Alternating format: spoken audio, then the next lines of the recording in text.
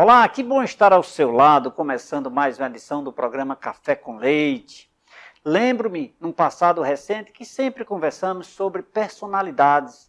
Imaginamos grandes homens que passaram por esta terra, nós imaginamos pintores, nós imaginamos Santos Dumont, Nelson Mandela, né? Grandes presidenciáveis a nível mundial. Mas o programa Café com Leite tem uma preocupação muito especial, levar até você grandes personalidades que nós temos aqui, na nossa região, pertinho da gente, as pessoas do nosso coração. E nós temos a honra e o orgulho de mostrar a você, pessoas que você pode cumprimentar, dar um bom dia, chegar até ele, conhecer, olhar no olho, coisa mais confortável, né? Não desmerecendo os méritos daqueles que fizeram a história.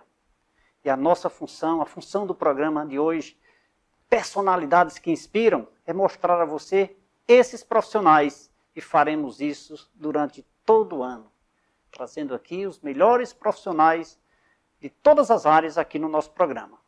É a nossa função. E hoje, nosso convidado, ele é médico neurologista, Dr. Neilson de Paula. Quem não conhece esse nome? Dr. Neilson, que alegria recebê-lo aqui em nosso programa.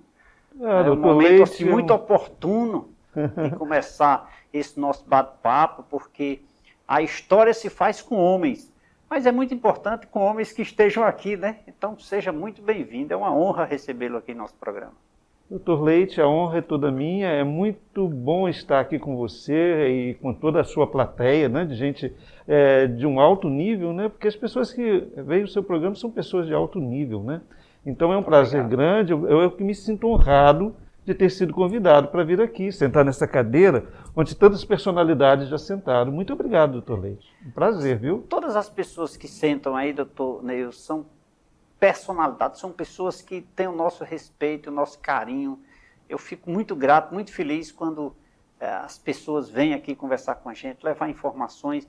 Nós somos tão carentes de informações, nosso público, a humanidade de um modo geral.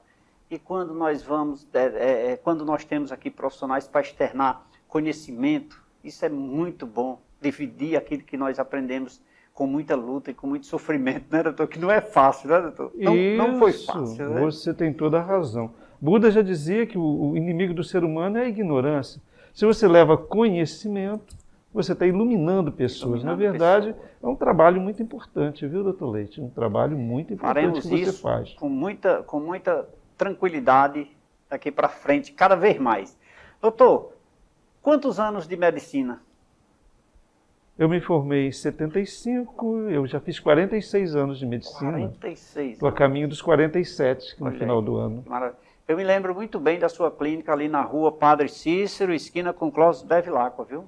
Pronto. Placazinha branca com nome azul, doutor Neilson de Paula. E logo abaixo a doutora Glória. Doutora Glória. Doutora Glória, psicóloga. E não se Isso. falava em psicóloga não, né? Era muito raro, mas tinha a doutora Glória lá, psicóloga, aqui, clínica aqui no Cariri. Que bom, parabéns. Doutor, 45 anos. Quando o senhor é daqui? Não, eu nasci no interior de Minas Gerais. Uma cidade bem pequenininha, talvez menor do que Missão Velha, chamada Barão de Monte Alto. Nós moramos lá durante muito tempo. Meu pai era agricultor, né? Ele trabalhava para uma tia dele na roça. E eu fui o segundo filho. Ele teve 9, eu fui o segundo filho. E um dia ele resolveu sair lá da roça e vir para a cidade. A cidadezinha pequenininha, mas foi lá que tudo começou. Lá eu comecei meu primário, né? Meu pai começou trabalhando numa padaria e depois resolveu ficar com aquela padaria na cidade pequena. Olha aí, a evolução, né? Evolução. Ele saiu da era da agricultura para a era da indústria, então ele deu um salto. Eu sou muito grato a meu pai por isso, né? Porque ele foi um desbravador. Da família dele foi o primeiro que deu o salto da era da agricultura para a era da indústria. E ele começou a fazer os pães e os filhos. Que maravilha! Que aí nós fomos, logo lá em Barão de Monte Alto, nós fomos cinco crianças. E os 5 primeiros filhos foram homens. Aí depois de lá ele resolveu ir para uma cidadezinha um pouquinho maior, que era no estado do Rio de Janeiro. Era uma cidade bem pequenininha, o nome até chama Porciúncula, que quer dizer cidade pequena.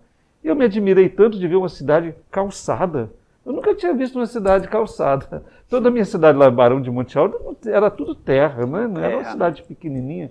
E lá eu comecei o primário em Barão de Monte Alto, primeiro ano, e fui continuar estudando nessa cidade chamada Porciúncula, que teve um detalhe bem interessante. Quando eu cheguei lá com 7 anos, eu já sabia ler, já sabia fazer contas. Eles se admiraram muito e me passaram logo para o segundo ano. Mas aí eu não consegui enxergar o quadro negro. E aí tinha que colar do colega. Aí falaram, esse cara está colando. Aí voltaram para o primeiro ano, aí descobriram que eu tinha um problema visual. Primeira vez que descobriram que eu tinha um problema visual. Aí meu pai me leva para uma cidade lá próxima, chamada Carangola, fiz exame de vista. Fui a primeira criança a ter óculos naquela cidade. Olha aí. E como fui vítima de bullying, viu? Olha aí. Nossa Senhora, criança de óculos, um menino de óculos, só tinha velho de óculos. Né? Acharam estranho, foi muito bullying. Mas não adiantou, eu continuei estudando, fui em frente, muito bullying mesmo, e fazer o quê? Isso que você falou, né? A gente também, quando meu pai tem uma padaria, eu também sou balconista, né? Com 9, 10 anos, a gente já está no balcão da padaria, atendendo pessoas, fazendo tudo aquilo, e vendendo pão na rua para ganhar dinheiro. Que maravilha, que maravilha. Vendia meu pãozinho na rua, todos os irmãos, a gente tinha uma competição para ver quem vendia mais pão. Cada um ia para um canto e a gente ia vendendo nossos pãezinhos lá, ganhando R$1, R$2, botando na caixa econômica. Seu pai foi espelho para você no sentido de seriedade, de honradez, de hombridade? Sem dúvida nenhuma, sem dúvida nenhuma. Era um homem muito honesto e muito trabalhador. Ele encarava todo o trabalho. Foi à toa que veio da roça, né? Veio da roça, trabalhava na agricultura, trabalhava na pecuária, e na cidade não foi diferente, ele foi trabalhando. Aí quando a gente estava em Porciúncula, eu estava estudando, e é interessante como as coisas acontecem, sabe? Eu tinha mais ou menos uns 10 anos. Eu era assim o aluno padrão da escola. Gostava de estudar. E todo mundo me elogiava, e um dia me deram um papel para no dia 1º de maio fazer a saudação de todos os alunos num anfiteatro grande. E eu fui em todas as salas, li tudo aquilo ali. E no dia lá estava todo mundo pronto e chamam o Neilson para falar. Rapaz, no último degrau eu não tropecei e caí. Cara, todo mundo deu uma gargalhada, eu saí correndo de lá. Fui para casa, enfiei-me debaixo da cama e não queria sair de lá de jeito nenhum. Mais um período de bullying. Ave Maria, rapaz. Aí minha professora foi lá, nos dias depois eu fui. E foi engraçado porque a pessoa falava assim, Neilson, os alunos, aquele dia que você foi subir lá e tropeçou, rapaz, eu nunca ri tanto na minha vida. Tragédia de uns, alegria de outros, né? É interessante. Mas aí começa então, sabe, uma fase de muita timidez. Você vê uma coisa que acontece aqui, tem uma repercussão ali. Esse fato me deixou muito tímido. Medo de estar aparecendo, medo de acontecer alguma coisa. Então isso me levou a uma timidez. Impactou. E na minha adolescência eu fui um fóbico social. Eu ficava mais dentro de casa, ia para a escola, voltava. Mas foi um fóbico social. Restringiu mais. Restringiu, você vê. Hoje eu vejo, às vezes, pacientes que vão lá no consultório, assim, com essa mesma coisa, com essa fobia social, essa vontade de ficar só trancado num canto, num quarto, sem sair, inseguro. E eu faço, mas eu também já passei por isso. E hoje eu não superei, né? Então eu sempre apoio muito esses adolescentes que têm esse tipo de fobia social, de não querer interagir, porque eu compreendo perfeitamente. Sim. Algo aconteceu que levou a essa insegurança. E está despertando sempre, agora, né? Na infância tem alguma coisa que mexe para que no adulto ele tenha essa repercussão. A gente diz que a gente sai da infância, mas a infância não sai de nós. Nós temos a infância, temos nossos traumas, e aí é onde entra a tal da psicóloga, da psicoterapia, né? E ela poder aflora no momento oportuno, né? O Fagner tinha uma música que diz assim, sentimento ilhado, morto, amordaçado, volta a incomodar. De repente, volta a incomodar. Doutor Neilson, nesse contexto, dentro dessa evolução, que você já estava aí, já sofreu um pouco, eu te pergunto, o que despertou a medicina? O que foi que te levou à medicina? Alguém, você se espelhou, já tinha alguém ali à sua frente, não, alguém, porque sempre se espelhar, eu imagino que seja uma coisa boa, se espelhar, lógico, em coisas boas. Você se inspirou em alguém para isso? Me deixa só um minutinho, você responde isso daqui a pouquinho. Um grande abraço a todos que fazem a rede de laboratórios LAMIC. Então, doutor, você se espelhou em alguém? Não. Eu acho que quando eu cheguei no final antigamente era científico, né? E eu vi na minha frente vários caminhos. Outra coisa que causa muita insegurança no jovem, ele vê vários caminhos. Se eu tomar o da engenharia, eu fecho todos os outros caminhos. Se eu tomar da medicina, eu fecho todos os outros. Eu era um aluno muito bom em matemática, física, e o professor falava, você devia fazer engenharia. Mas eu acho que tinha um chamado aqui dentro, sabe, para a medicina. Não sei porquê. Não tinha assim, uma pessoa extraordinária que tivesse me inspirado. Mas eu acho que teve uma coisa assim, lembrando bem. Eu fui um jovem que tinha muita enxaqueca, cara. Era muita dor de cabeça. Assim, a cada 15 dias era dor de cabeça intensa, com náuseas, com mal-estar. Minha mãe sofria um pouquinho, tadinha. Porque aí depois disso eu tinha que tomar um remédio, eu tinha que ficar num quarto escuro. Eu pensei assim, eu tenho que descobrir o que é isso, rapaz. Que dor de cabeça é essa? Eu vou fazer medicina para descobrir de onde vem essa dor de cabeça. Muito bem. Aí eu fiquei pensando, quando o meu professor falou, faça engenharia, você é bom nisso aqui. Eu falei, não, eu quero fazer medicina. E mais, eu quero fazer neurologia, eu quero saber o que tem nessa cabeça que dói tanto. O que faz essa cabeça doer, né? Mas foi aí, eu acho que atenção, né? o próprio sintoma de dor de cabeça foi... E na época era vestibular, né?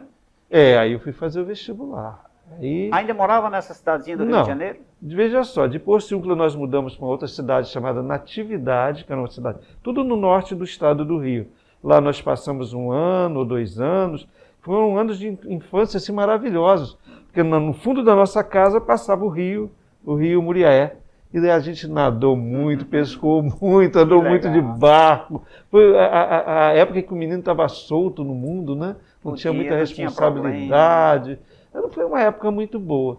E de Natividade, quando meu pai foi para lá, eles queriam que ele tivesse essa padaria. Então, pegaram essa padaria de Porciúncula e deram para meu avô, que também estava saindo do campo. E deixaram essa em Natividade, que foi um abacaxi, porque é uma padaria em frente da outra. Você acredita numa coisa dessa? Aí nós passamos 1 ano lá e depois fomos para Itapiruna, que já era uma cidade maior, bem grande, né? E fomos morar lá. Então, você já tinha lá era adolescente, 16, tinha 11 anos quando eu fui para Itapiruna, né? Eu ainda terminei em Natividade o primeiro ano ginasial e fui para Itapiruna para estudar lá, continuar o estudo lá. E lá eu fiz até o 2º grau. Quando terminei o 2º grau, Leite, a gente não tinha condições de vir para uma cidade grande e lá não tinha faculdade. Então, meu irmão mais velho, ele veio para o Rio de Janeiro, foi para o Rio de Janeiro, tentou o primeiro vestibular, não passou, tentou o 2º, também não passou, o 3º passou, medicina também. E aí no 3º ele passou. Aí meus pais pensaram assim, rapaz, o que a gente vai fazer com esses meninos? Eu já estava 2 anos sem estudar, porque não tinha como ir para uma faculdade ou fazer um vestibular, né? Então, quando eles decidiram, venderam tudo que tinha em Itaperuna e foram para Niterói, estado do Rio, capital do estado do Rio, e aí, novamente, uma padaria lá. Então, todos nós trabalhávamos nessa padaria. Sábado e domingo eu era o padeiro junto com meu pai. A gente fazia os pãezinhos, puxava a dobra, arrumava, assava os pães, tudo direitinho. Levantava cedo. E levantava 3 horas da manhã para fazer os pães, né? E, ao mesmo tempo, ia estudando. Meu irmão já sabia os caminhos, onde é que eram os cursos pré-vestibulares. Ele me levou no Rio de Janeiro, eu fiquei deslumbrado com uma cidade tão grande daquela. Que coisa maravilhosa. Agora veja só, Leite, que coisa interessante. De Niterói para o Rio de Janeiro só tinha um jeito de ir, de barco. De barco. Então eu saí lá de Niterói, vim até a Praça Araribóia, em Niterói, pegava um barco, atravessava o barco, chegava na praça lá, pegava um ônibus e ia de novo.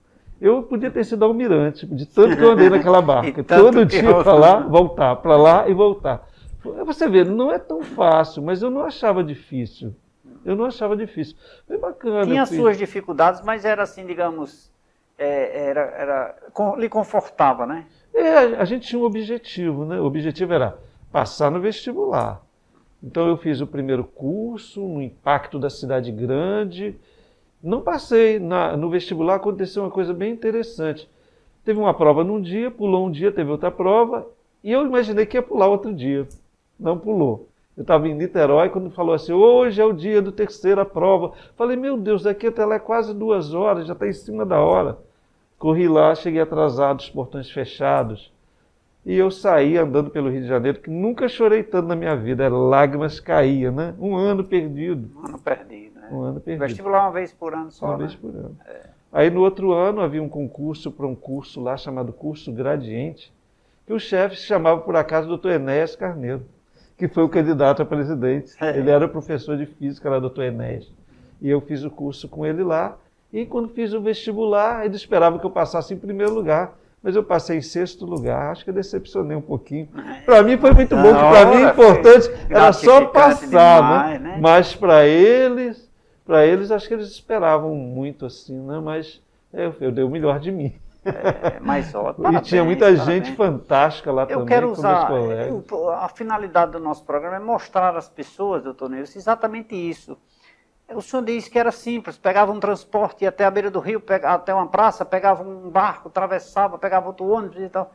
Olha, 2 horas, é pertinho, só 2 horas para chegar lá. Quando hoje nós nos incomodamos aqui a nível de Cariri, para ir daqui ao Crato, lá no Crato, na Lagoa Seca, né? Então, isso demonstra, só nesse simples exemplo, já demonstra assim que as barreiras não eram simples. Olha que não tinha tecnologia, não tinha celular, não tinha sequer orelhão, talvez, né? Não tinha, não. Tinha nada, então, assim, as dificuldades são tantas e a gente precisa mostrar isso para esses jovens de hoje, que não foi tão simples a vida que a gente tem hoje, né? Meu convidado de hoje, doutor Neilson de Paula, ele que é médico, neurologista, brilhante profissional aqui na nossa região. Um grande abraço a todos que fazem água mineral São Geraldo.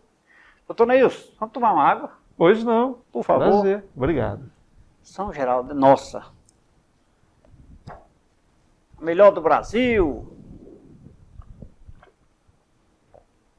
Cafezinho preparado com muito carinho, viu, doutor? Muito obrigado. Muito obrigado. Só para os nossos convidados. Quer conhecer um pouco mais sobre a história que inspira do nosso convidado de hoje? É só continuar ligado, nosso intervalo é rapidinho. Daqui a pouquinho a gente volta.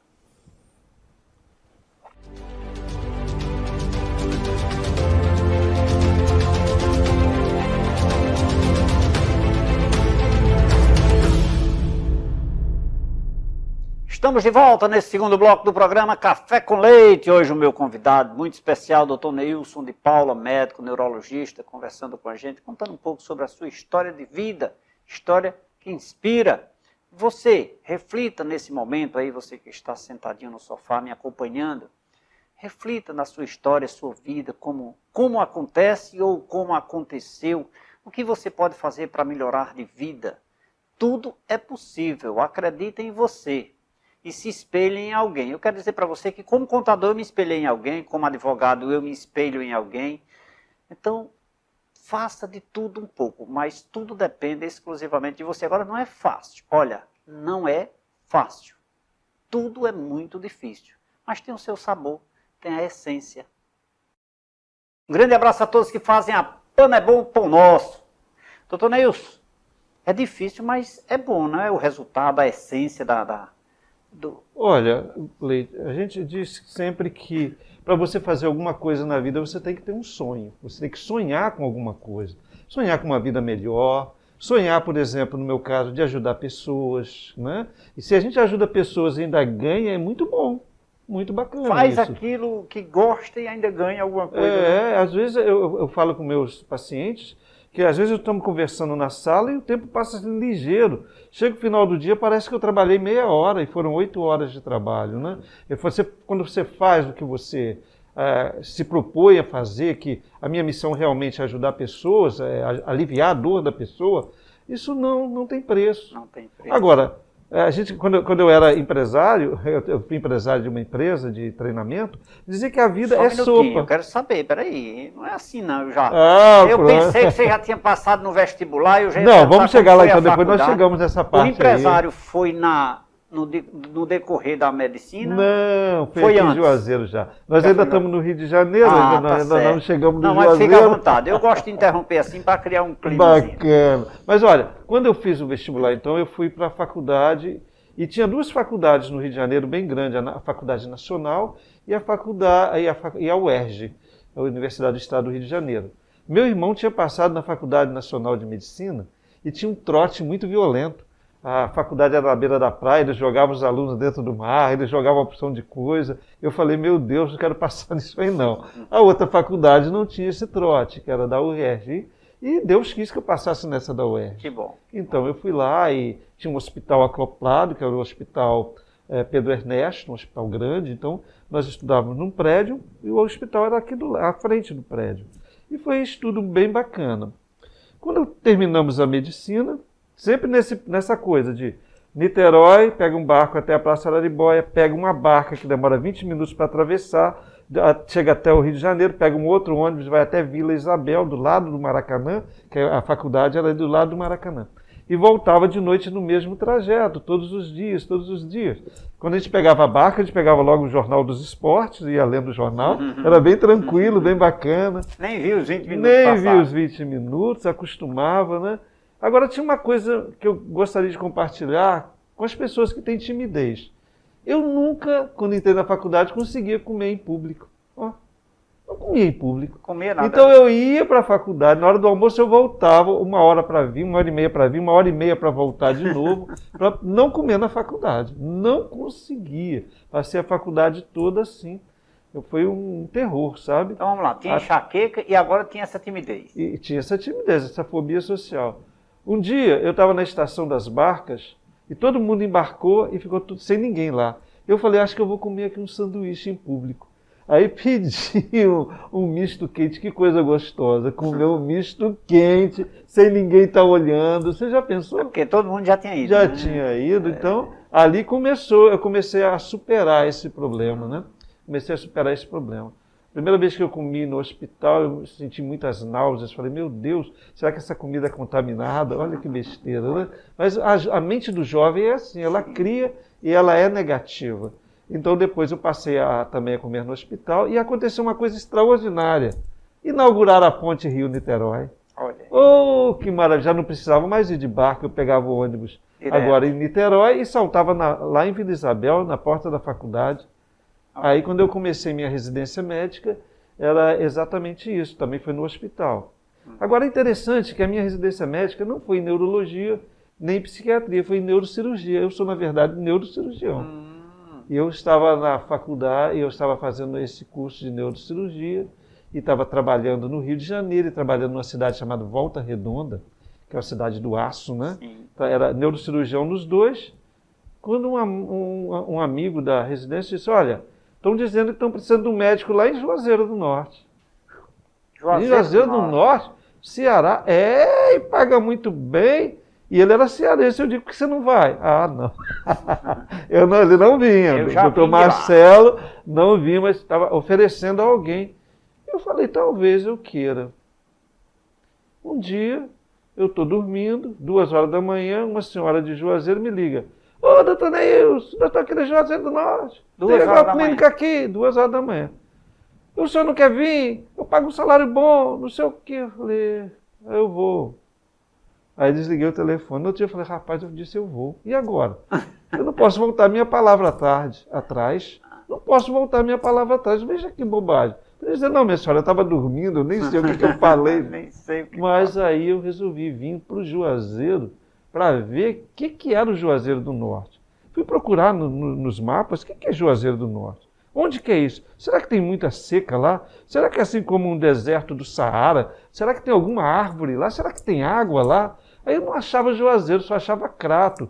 Tinha umas árvorezinhas assim, mas parecia mais deserto. Mas eu falei com a mulher que eu ia, agora o jeito é eu ir. Tenho que ir. Aí fui viajar de avião a primeira vez. Falei, meu Deus, como é que viaja de avião? Como é que viaja de avião? Eu pensei, não, será que tem que ir de terno? Será que não tem que ir de terno? Será como é que é essa coisa de avião?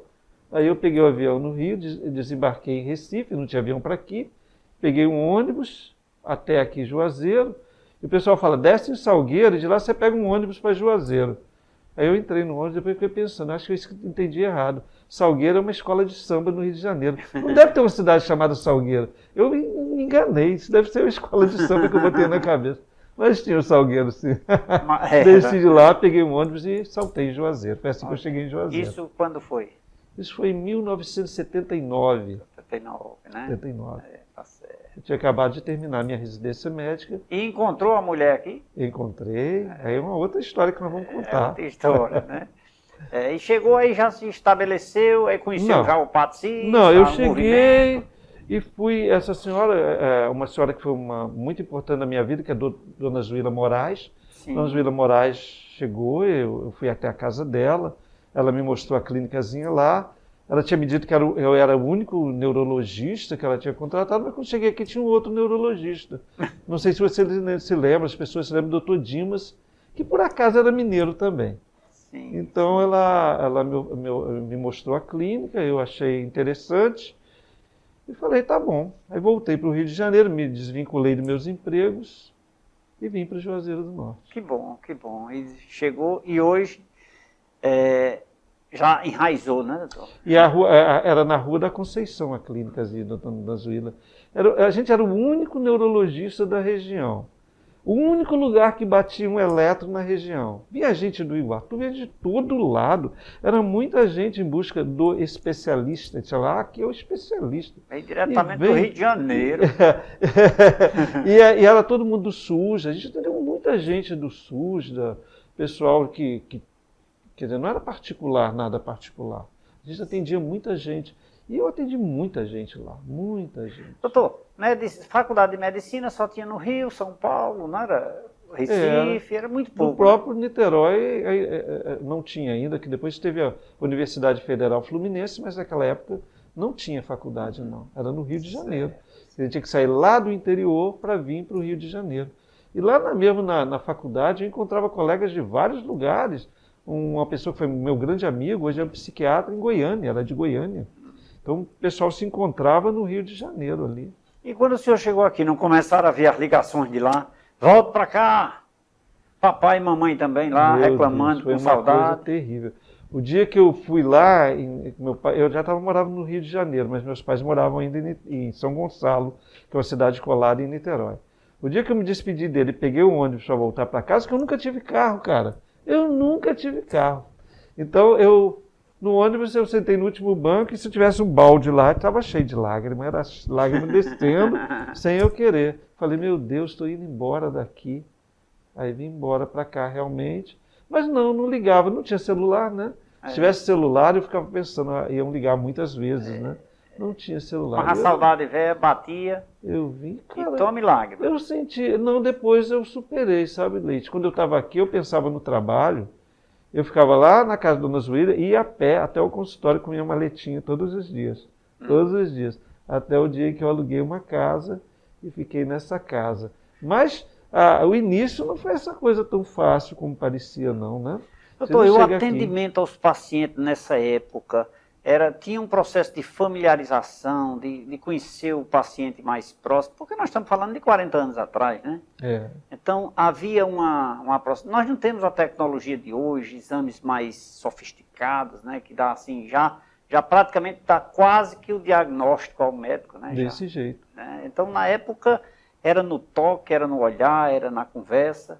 Era, como ainda é hoje. Hoje ainda é. Naquela época, veja só, os pacientes eram pacientes do SUS, então você não atendia 10 pacientes por dia, você atendia 30.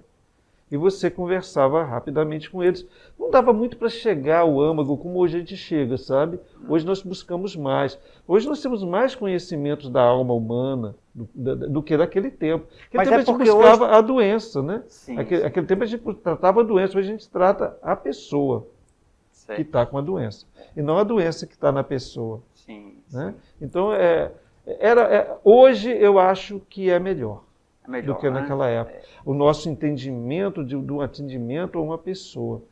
Eu sinto muita pena do pessoal da história do SUS, porque é atendimento em massa. Eu também já atendi em massa. Eu já atendi na Fundação 15 de Agosto, quando eu estive aqui, a gente ainda vai chegar lá. Eu fui contratado pelo Dr. Salviano, quando era prefeito, e atendi lá muito tempo, 20 pessoas em 3 horas.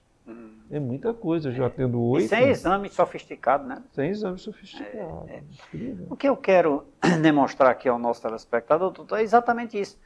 Que as dificuldades existiam, quer dizer, o senhor vinha a pé com a sua maletinha, trabalhando, lutando diariamente, atendia os pacientes, deixava todo mundo feliz. Como o senhor sempre disse, com muita maestria, muita competência, eu cuidava das pessoas, né? E não das doenças. Quer dizer, então isso é muito confortável, porque valoriza o ser humano. Não era tão simples. E quanto orgulho não ser um doutor e andar de carro, né? Porque 75, de qualquer maneira, não deixa de ser ontem, né? Não era meu sonho ter um carro, não era meu sonho... Nunca teve esse orgulho, eu quero ter um carro. Meu sonho era ter uma grande biblioteca cheia de livro, ter assim, um monte de CDs de música. Eu adoro ainda música e adorava ler. Isso era meu sonho. Mas não tinha CD não, nesse período ainda não. Não, ainda eram os bolachões. Bolachões, ainda tem eles lá. Rodava e fazia os barulhos, né? Muito legal. Mas esse era o sonho. O primeiro carro que eu comprei foi uma Brasília. Comprei uma Brasíliazinha e fiquei com aquela Brasília uns 3 ou 4 anos. Não me importava se o carro era do ano, se não era do ano. Andava, para mim estava bom. E eu precisava do carro porque comecei a trabalhar no Hospital Santo Inácio. Sem adentrar a pessoa, mas um fato, o que o senhor traria aqui na sua lembrança de um fato que ocorreu durante esse período, lá no início, que chegou no Juazeiro e lutou tanto com relação a um paciente? Que satisfação, algum momento de satisfação que amaciou o seu ego por um resultado, por um tratamento, pelo grau de satisfação do seu paciente? O que lhe traz a lembrança hoje? Eu sei que eu atendi alguns pacientes em hospitais e sempre foi muito importante a gente atender os pacientes no hospital. Porque quando chegava no Hospital Santo Inácio, por exemplo, que a gente estava de plantão, a gente acolhia aqueles pacientes com todo prazer. Isso me traz assim, uma sensação muito boa, porque os pacientes chegavam, a gente colocava nos leitos, tratava aqueles pacientes, chegavam assim tão graves e saíam tão bem, sabe, Leite? Que aquilo dava uma satisfação tão grande. Tinha dias de eu ter mais ou menos 40 pacientes internados no Santo Inácio, só meu. Só sei. Porque eu já chegava, eu tinha compaixão deles, colocava lá, fazia os tratamentos, fazia os exames todos, dava alta depois, e eles saíam muito bem. Isso dava realmente um prazer grande. Hoje eu moro num prédio de frente do Santo Inácio, fechado, e vejo as paredes, os rebocos da parede, né, caindo, vejo onde era o CTI, onde eu dei tantos plantões no CTI, e fechado um hospital. Como é que pode, né? Mas a minha satisfação era realmente ajudar as pessoas. Eu me sentia muito bem, muito bem. E, às vezes, sabe, Leite, as pessoas desse tempo ainda chegam para mim e dizem: doutor Neilson, o senhor cuidou da minha mãezinha, ela já faleceu, mas ela gostava tanto do senhor, ela se lembrava tanto do senhor. Não dá uma sensação boa de saber de uma missão cumprida? Sim, que coisa confortável, que coisa maravilhosa, né, doutor? Doutor, isso lhe leva a... Durante esse percurso, o senhor gostava muito de livros, de muitas músicas, etc., mas voltada para livros, eu lhe pergunto, algo lhe cativava no aspecto de referência? Eu quero sempre saber dessa questão da referência, porque se o senhor estudava, voltou-se para a área neurológica, digamos assim, cirurgião, né, neurológico. Mas aí a coisa vinha acontecendo, o espelho de alguém é sempre um influenciador, o senhor estudioso, né, preocupado sempre com o ser humano, com a humanidade de um modo geral, tinha alguém que lhe trazia influência para isso? Sim. Na residência médica, o nosso chefe da medicina era um doutor Pedro Sampaio. Doutor Pedro Sampaio era um médico, um neurocirurgião muito bom no Rio de Janeiro, e ele era o nosso instrutor. Eu achava ele uma pessoa extraordinária. Ele faleceu agora com 98 anos no Rio de Janeiro, já pensou? 98 anos, mas sempre foi um grande neurocirurgião, uma pessoa empolgada com aquilo que fazia, e acho que essa empolgação ele também passou para mim. Eu me sinto empolgado com o que eu faço, eu gosto do que eu faço. Que bom. Eu não vejo o trabalho como um trabalho, eu vejo o trabalho como uma coisa bem prazerosa. Que maravilha. Personalidades que inspiram no programa Café com Leite. Um grande abraço a todos que fazem a rede de farmácia Gentil. Doutor Neilson, vamos tomar mais água? Pois não, é um prazer. Por favor. Delícia. Beber água faz bem, não faz? Delícia, sem dúvida. Nós somos feitos quase tudo de água, né? Olha aí. Vamos renovar nossa água. E vamos nos deliciar também de mais um cafezinho, doutor? Por favor. Isso, pronto. Quer conhecer um pouco mais sobre a história de Dr. Neilson de Paula, médico, neurologista, brilhante profissional que atua aqui em nossa região? Diga-se de passagem, há 45 anos, viu? Eu falei neurologista, mas ele tem uma especialização espetacular. Ele é neurocirurgião, que legal. Continue ligado, o nosso intervalo é rapidinho, daqui a pouquinho a gente volta.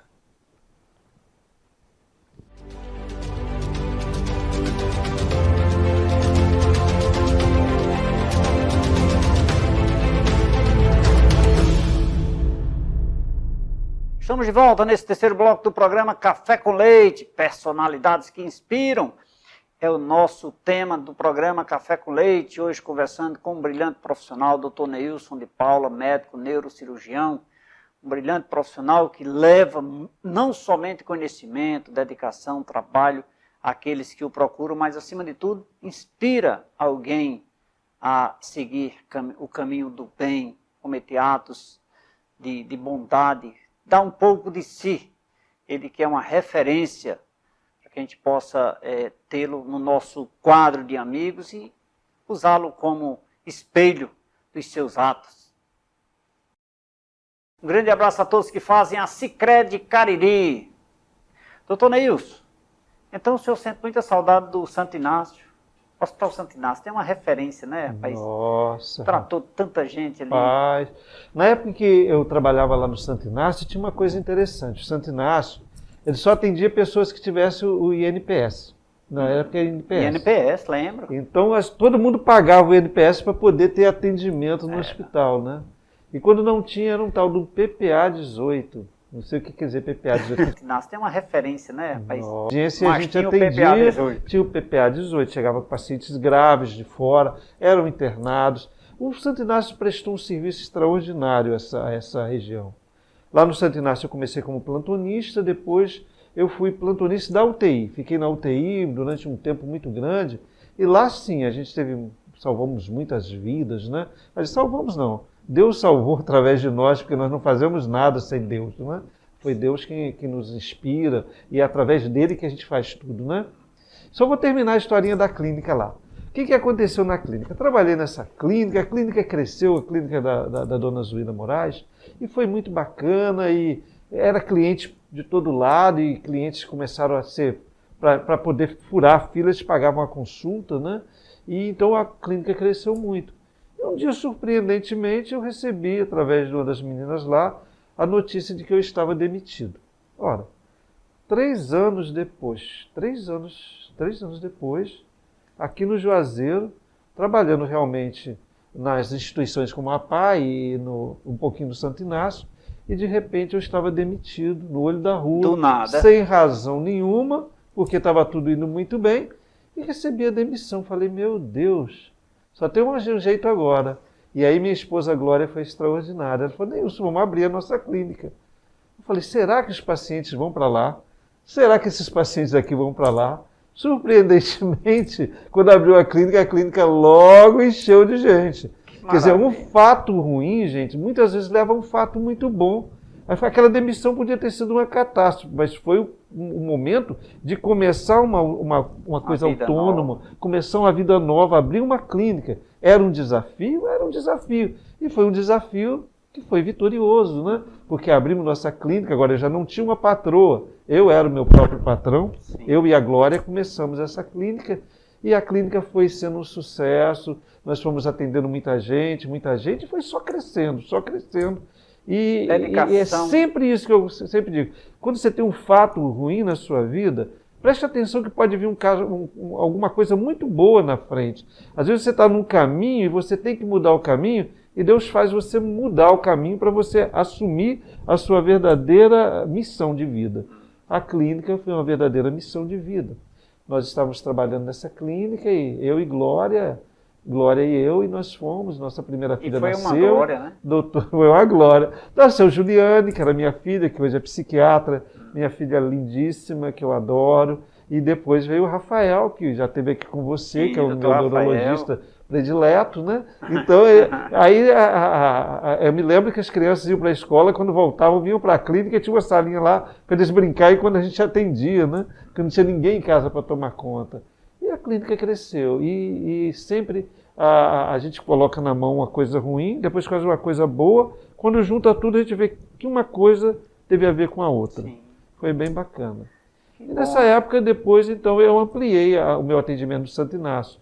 Santo Inácio traz grandes recordações, sim, grandes amigos que fizemos lá, né? O próprio doutor Landim, né? O doutor Carlos Vitorino. Essas pessoas todas a gente encontrou lá no hospital e fez como grandes amigos. Doutor William, doutor Aécio, doutor Eduardo Gouveia, que hoje tem sua clínica. Tudo começou lá no Santo Inácio, que foi realmente assim, um esteio que sustentou muitas de nossas famílias através do trabalho lá.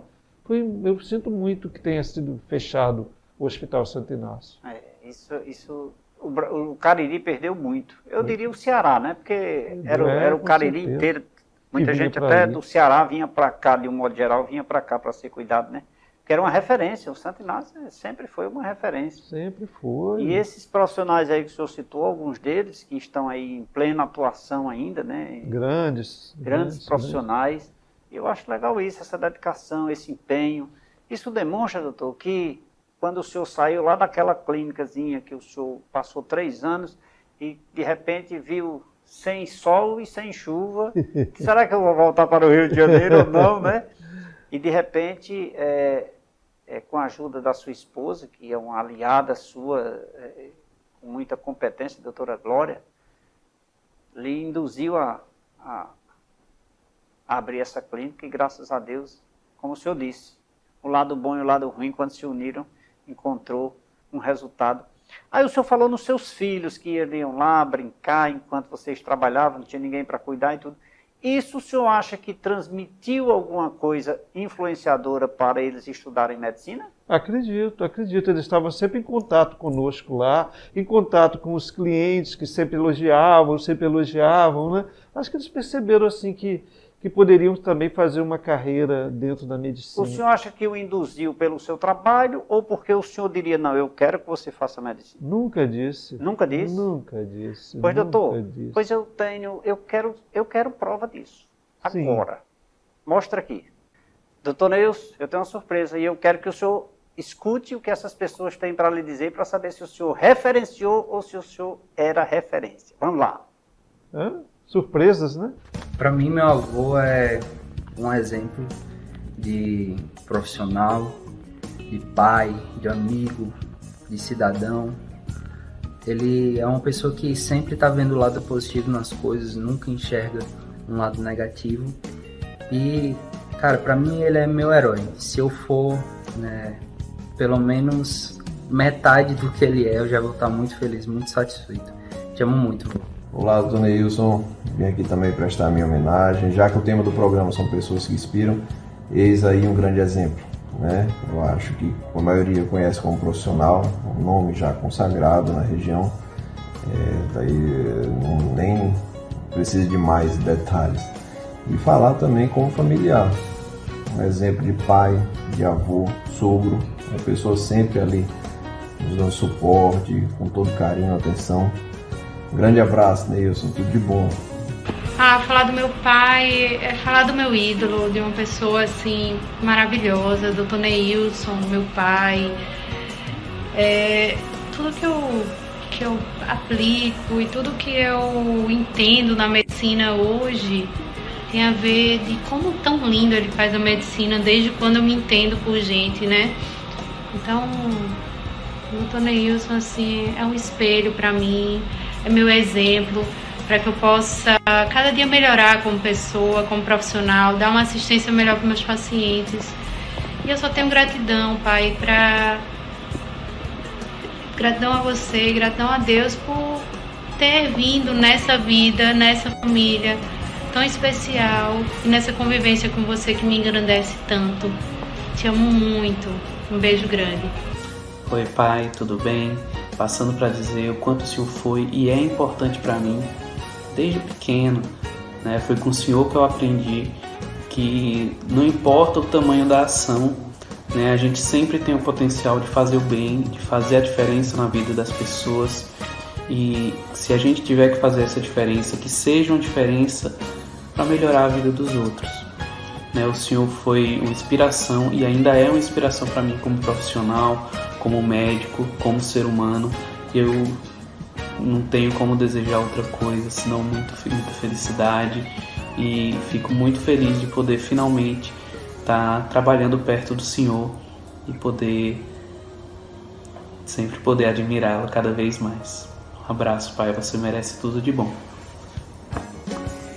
Oi, pessoal, queria deixar meu recado ao Dr. Neilson, que sempre foi uma inspiração para mim, me acolheu de forma muito carinhosa aqui na cidade de Juazeiro do Norte, e graças a ele e a família dele, hoje em dia eu sou ginecologista aqui em Juazeiro. Então realmente é uma pessoa inspiradora, tanto como pai, profissional, avô. Eu espero que Deus continue abençoando, dando muitos anos de vida na profissão, dentro e fora da profissão de médico. Então, beijo, fica com Deus. Fala de Neilson é fácil, uma pessoa muito generosa, de um bom pai. Ele tem muitas qualidades, né? E ele merece essa homenagem que ele está recebendo agora, pelo esforço, dedicação e principalmente porque ele é um conhecedor daquilo que ele faz. Então eu desejo para ele uma boa trajetória, continue por longos anos ainda nessa caminhada, tá? E é um grande companheiro, isso eu posso dizer pelos tantos anos de convivência que eu já estou com ele. Um beijo, Neilson, se cuide e Deus te abençoe. E aí, doutor? Isso é uma covardia que você fez. Tá querendo ver o homem chorar aqui, é? Me encheram o seu coração agora? Não, mas muito. Confortável Neto, isso, né? filho, nora, genro. São pessoas admiráveis, pessoas que fazem parte do meu mundo, né? O meu mundo mais próximo, e que fazem esse testemunho e que toca realmente o coração, né? Toca realmente o coração. Eu fico muito feliz por eles terem mandado essa mensagem. Obrigado a todos vocês, viu? Foi muito lindo o que vocês fizeram. Muito obrigado. Foi surpresa. Foi uma surpresa impressionante mesmo, né? Obrigado. E você sente que, assim, as palavras dos meninos, seu filho, sua filha, todos, né? De um modo geral, inclusive a doutora Glória, foram assim, espontâneas, e demonstra o carinho, o respeito, acima de tudo, que pelo pai que tem, pela referência, não somente porque é pai, mas assim pela referência do profissional que você é, né? Então... muito legal. Eu fico muito feliz por isso. Se a gente deixa o exemplo, é muito bom, né, não, Leite? A gente vai deixar o que nesse mundo, se não for o exemplo de desbravar um caminho para que as pessoas possam seguir por esse caminho? É a semente plantada, né? A semente que se plantou, o mais importante é que a gente plantou uma semente, e a semente hoje é melhor do que o plantador. Com certeza. As árvores cresceram, estão todos aí, são profissionais de elite. A doutora Juliana é professora da faculdade de medicina na área de psiquiatria. Glória é uma psicóloga padrão. O meu neto, que falou primeiro, o Felipe, já está no 3º ano de medicina também, já está seguindo os passos também. Quer dizer, ou eles têm falta de imaginação, ou realmente foi um exemplo. Mas eu acho que está mais para a segunda opção, e que foi uma belíssima referência. Então eu quero externar aqui os meus sentimentos de felicidade em tê-lo aqui, dizer que parabéns, doutor. As referências a gente precisa se espelhar, e não apenas porque sejam seus filhos, mas aqueles nossos telespectadores que nos assistem nesse momento, que o tenha como um espelho espelho para aquilo que você deseja, pense e imagine, porque afinal de contas é isso, é nisto que devemos nos inspirar, nos grandes homens que ainda estão aqui no nosso meio. Doutor, porque não adianta lembrar de mim nem colocar meu nome numa placa depois que eu estiver no outro mundo, né? Vamos valorizar os profissionais hoje aqui. E essa foi a homenagem do nosso programa para o senhor. Desejo sucesso. Mas antes, me deixa fazer aqui um rápido intervalo de apoio cultural para eu tomar um cafezinho e uma água que o doutor Neilson parece que eu mexi no coração dele. Viu? Deixa eu enxugar as lágrimas também.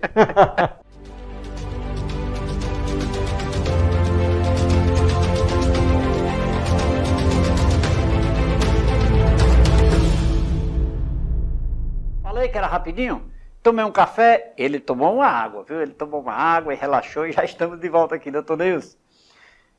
Valorosa a sua participação aqui no nosso programa, de forma diferente. A produção criou essa situação para que atingisse de fato o seu ego, para o senhor ter conhecimento, porque muitas vezes a gente diz que ama o filho, mas muitas vezes o filho em algum momento esquece de dizer que ama o pai. E esses momentos são muito importantes, que fique gravado no seu coração. Lhe desejo sucesso, que Deus lhe abençoe e seja esse exemplo de homem, de cidadão, de profissional, de pai, de irmão, que o senhor é, viu? Muito obrigado. Muito obrigado a você, muito obrigado também pela paciência dos espectadores de escutar uma história. Eu digo o seguinte, nós não somos nada, nós somos apenas um instrumento. Deus nos usa. Deus nos usa e a gente precisa ser bem usado. Todos nós nascemos com talento, Deus não faz lixo, cada um de nós tem um talento especial e é preciso que nessa vida você desenvolva o seu talento. Ajude pessoas, faça o que seu coração peça. Principalmente tenha um sonho. Deus jamais te dará um sonho que você não pode alcançar. Tenha um sonho, batalhe pelo sonho e você vai chegar aonde você quer.